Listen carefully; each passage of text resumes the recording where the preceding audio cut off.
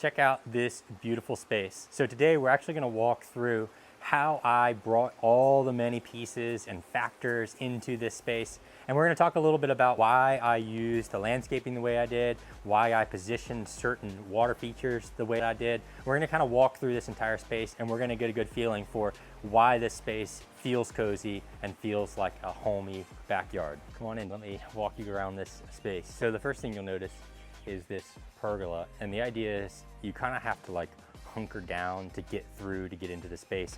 And I've got some vines that we're actually going to train up over this pergola, so not only will it make you hunker down, it'll also be like blocking the sun, and it'll kind of like tighten the space. And the idea is juxtaposition from the front yard to the back, where you have to like go through a transition to then open up into the backyard. I want people really focused straight ahead, and what you see straight ahead is the wonderful waterfall. So the idea is that you're positioned right here, you're coming in, and then as you reach around the corner, all of a sudden you're like, oh, wait a second, there's a tree. Oh, wait a second, there's a path. Oh, wait a second, there's something else. It kind of like turns your attention as you come in, and then it's supposed to pull you into the space. So you can see how that walkway winds around. That kind of pulls you through the space and pulls you into the next space. Well, we've got the pool laid out here, some landscaping, some screening, and all this stuff is going to eventually fill in. The funny part about a lot of these trees that you see back here, there's like a weeping cherry and a Japanese maple. These were actually already in the yard, laid out in way different areas. And as we were doing all the construction, we picked them up carefully, got the big root balls, and then we later moved them to be incorporated into our water feature. And then we've got the arborvitaes behind you, which are going to have some nice height. And then of course, these panels right here are lit up at night. So this just ends up being a really kind of cozy spot. So then as you kind of walk around this space, I wanted something that's kind of like maybe Busch Gardens-esque, where you kind of have to go on a journey to walk through the space. And so this path is to kind of pull you through. And you see we have different displays of perennials along the path. We've got some more privacy screening in here. We've got some hydrangeas. We've got different things that are blooming, some helleborus, some pyracantha, some holly. So there's just a lot of different things going on as you kind of transition to this space. And then one of my favorite things about this whole space is actually this little hidden waterfall that you don't know is here until you round the corner. So in this entire area right here, you know, this was a maple that was right here. We've kind of replanted that, but this is really to kind of create some sound, create a little vista right here where you can sit here, and then that sound is getting projected into the pavilion. So it's kind of just adding this cozy element to it. And you see how we incorporated some of the rocks. We actually cut some of these big rocks right into the space, into the pavers. You can see this one over here as well. All around here, you see I've got blueberries. So these are for the birds. So the birds come to get a drink of water. They've got something to eat. Same with the pyracantha on the other side. I've got some abelia, which has a really cool pop of color. But then I've got some St. John's wort, and these are beautiful with the yellow blooms all summer long. So the idea with that centerpiece is as you're walking around that path, you kind of are going on a journey, and we take you to the next space, because they didn't really want to have any grass back here. But how do you have a pavilion, a pool, water features, and all this stuff without kind of creating multiple spaces where it doesn't feel like just a sea of concrete? And this is kind of just like where you would drink your coffee in the morning or kind of hang out. I wanted it to almost be tucked away. And the thing that you'll notice about this space is I have a water feature over here and I have a water feature over there. So I'm getting hit in my ears by two totally different sounds. It's a really unique space that there's nothing else like that in the entire yard.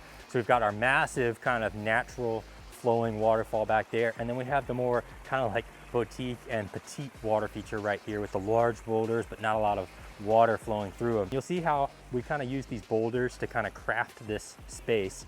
And these boulders were just to pull down all the concrete, because there is like 4,000 square feet of pavers or somewhere right around there in this backyard. And if you just had 4,000 square feet of pavers just hanging out, it would start to feel a little bit overwhelming. It would feel like it's too much. So I've done little things to kind of change the materials, change the textures, change the layout, kind of break it up. And so that's kind of what these rocks are doing, is to kind of change the overall feel and flow of the space.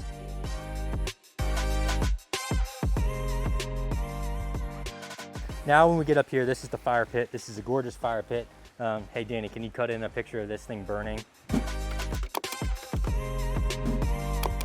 There you go. So you see that fire pit. So the idea was, while you're sitting right here, and there'll be obviously table and chairs, but kind of the idea is that you can sit right here on this wall. You can see the water flowing around you. You can also hear it. And so this is to kind of wash out all the rest of the noise of the world. It just has a unique feeling that you won't really get anywhere else you're supposed to transport to another place, supposed to transport to a distant land far away with fish jumping out of the stream and you catching salmon with your bare hands. I don't know, something like that. But anyway, you have to see this kitchen. It has just about every single thing you could want in a kitchen. I don't even know why you would ever want to cook inside after using this thing. Check it out.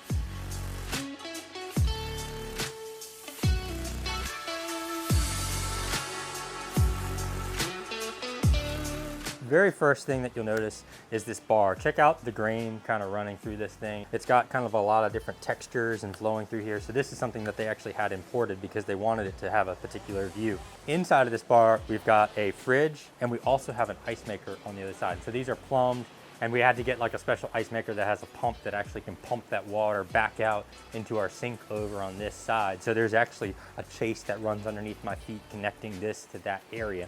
We have seating for people all the way around this. And then this is kind of the workspace. He didn't really want anybody coming into the space. He wanted it to kind of feel separate. We wanted this where people can kind of line up right here, kind of hang out, kind of get together and have the community, but stay out of the cooking area. Really, really cool grill. There's a Heston grill right here.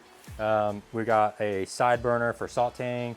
One of my favorite things is these drawers. These are actually like soft close drawers. So you see I've got that open. You just can kind of push it closed. It pulls it right in. Really, really nice setup. This trash can right here, see that? It's just got like a little foot lock on it. It's just got a lot of lights in here. He's got his wood storage right underneath here. And I just used a little piece of coping right here just to kind of define it. And just make it look a little special. So you see how that little piece of coping is right there. And then pizza oven right here. And this pizza oven, you don't see the vent on here right now, but we've got a chimney that's actually getting ready to go outside of the kitchen. It's gonna vent all the way up to the top. And then we've got an Evo griddle right here.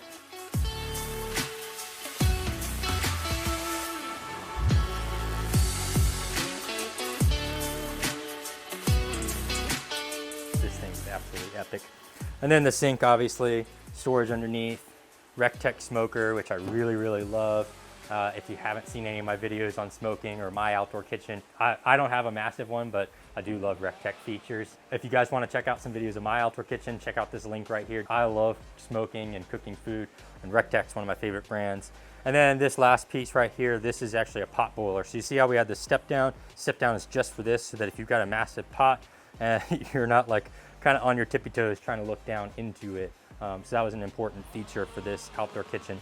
Now everything is lit. There's actually lights that run all the way around the inside of it.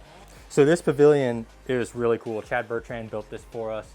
But one of the things we really wanted is we didn't want to keep people, or one of the things my client really wanted is they didn't want people kind of tracking through the house every time they're at the pool. They want to be able to stay out here. So we built a bathroom into this entire setup. And you see how I kind of have this knee wall to kind of protect it a little bit.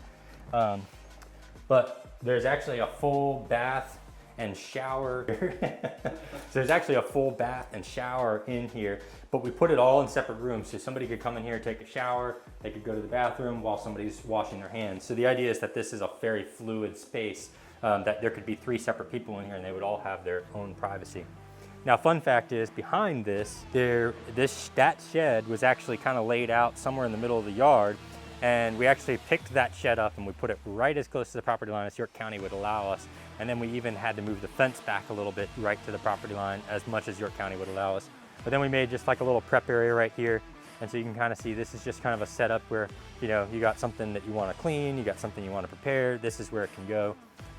And you just have like a little lay down area where a little bit of junk can go, because let's face it, you know, you got to have a space where you can just tuck stuff away where you're not going to see it, you know, where it's not in the eye of all your company every time they're over. So that's kind of what this space was for.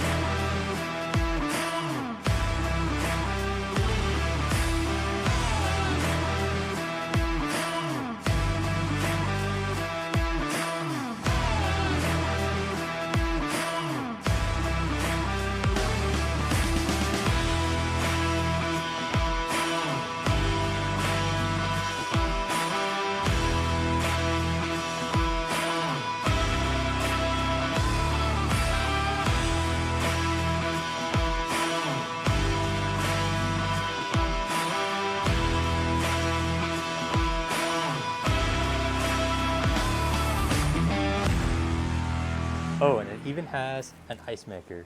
Whee! You guys have seen all the different elements of this entire space, from the kitchen to the fire pit to the special seating area with surround sound to even how we entered the space. I want to know if you guys have questions about how to do designs or how to put together a space like this, or even smaller spaces where you have compact backyards.